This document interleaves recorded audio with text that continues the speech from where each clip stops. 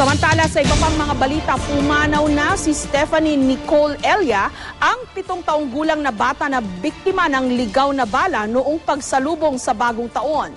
Dahil po ito sa matinding pinsala sa utak at sa cardiac arrest. Ang masaklap pa, hindi pa matukoy kung sino ang nakabaril kay Nicole. May report si Julius Segovia. Yung asawa ko, sabi ko nga sa kanya, medyo pagod na si Nicole. Pero ayaw pa niya talaga. Nasabi ko kay Nicole na ayaw pa ni mama niya. Pero sabi ko kay Nicole, kung talagang pagod na siya, huwag na niya kami intindihin magulang niya. Unahin niya yung sarili niya.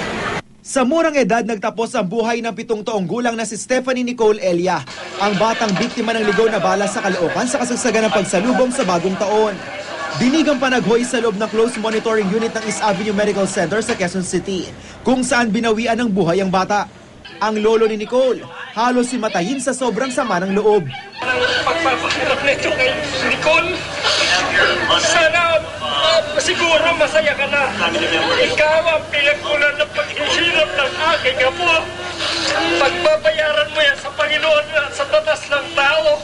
Yan ang tandaan mo, hindi man ka namin kilala. Tandaan mo, huwag sana mangyari sa iyo sapagkat makikita mo kung gaano kasakit ang nangyari ito sa amin.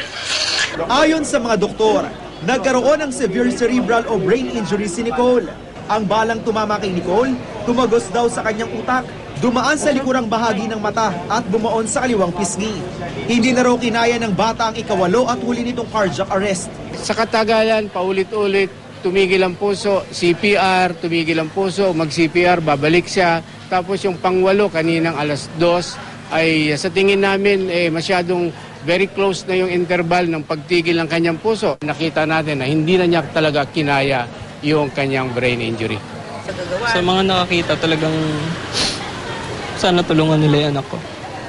Sana hindi mabawaliwala lang yung pagkawala niya. Sana sa susunod na taon wala nang kagaya ni Nicole na isang batang walang pamong-mong May kinabukasan, masayang lang.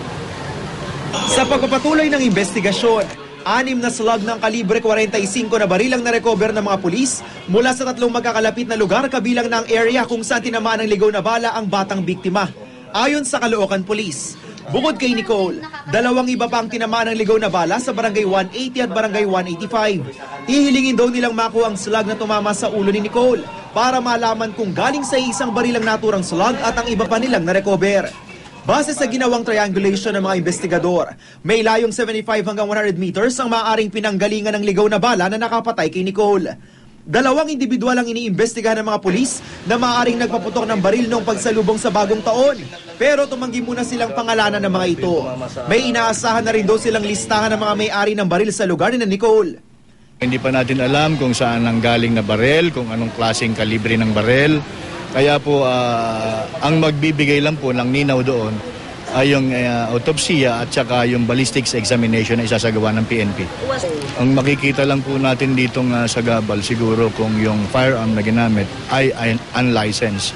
So kung unlicensed yung baril, so mag-start na naman tayo ng panibagong investigasyon.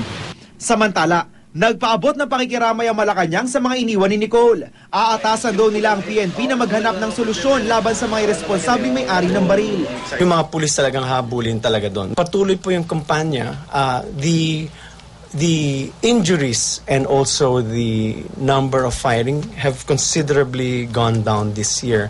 At habang naghahanap ng solusyon sa problemang ito, hindi naman may iaalis ang realidad para sa pamilya Elia, na ang mga pangarap ng kanilang pinakamamahal na si Nicole ay magwawakas lamang sa isang iglap. Nag-iipon siya ng pera. Mga January kasi yung field trip nila.